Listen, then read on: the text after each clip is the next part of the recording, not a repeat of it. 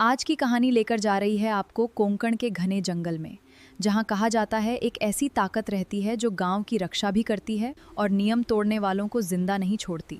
तो lights off कीजिए, headphone लगाइए और तैयार हो जाइए कोंकण के राखणदार का रहस्य जानने के लिए। तो अगर आपको मिस्ट्री और सस्पेंस से भरी कहानियां पसंद हैं तो प्लीज़ लाइक, कमेंट, शेयर और सब्सक्राइब कीजिए मिडनाइट रहस्य को।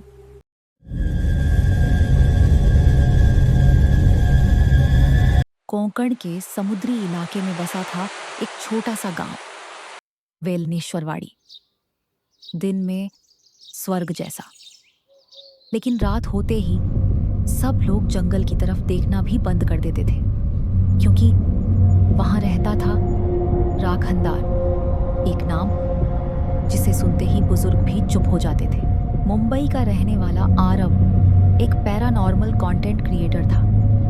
एक दिन उसको एनोनिमस मैसेज मिला, असली हॉरर देखना है तो वेलनेश्वरवाड़ी आ जाओ, राखनदार तुम्हारा इंतजार कर रहा है।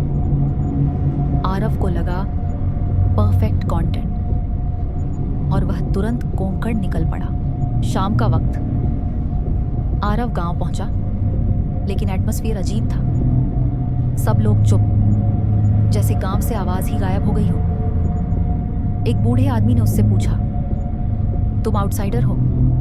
आरव बोला, राखनदार पे डॉक्यूमेंट्री बनाने आया हूं। ये सुनते ही बूढ़े आदमी के हाथ से चाय का ग्लास गिर गया। बूढ़े आदमी ने आरव से कहा, बेटा, रात होने से पहले यहां से चले जाओ। कुछ चीजें कैमरा में रिकॉर्ड नहीं होती, सिर्फ मौत बनकर चिपक जाती है। आरव ने वार्निंग इग्नोर कर दी। रात को लॉज में फुटेज चेक करते वक्त उसने वीडियो के बैकग्राउंड में कुछ देखा।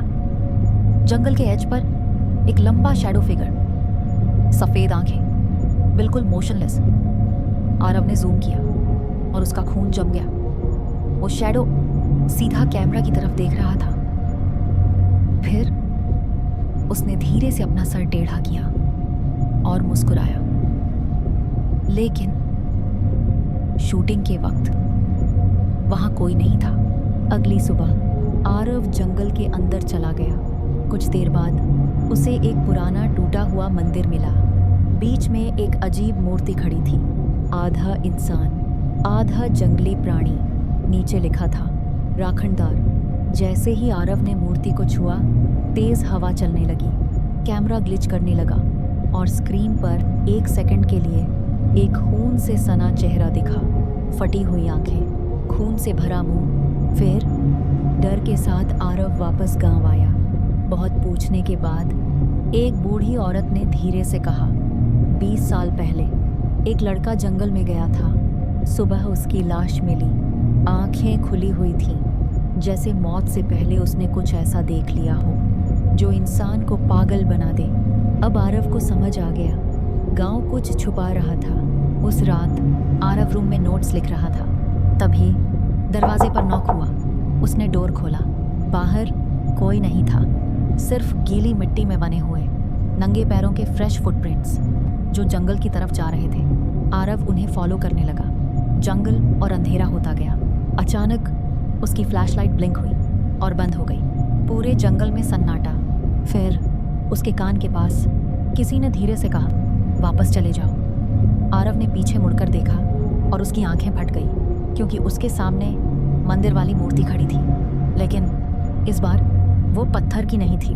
उसका सीना धीरे धीरे सांस ले रहा था।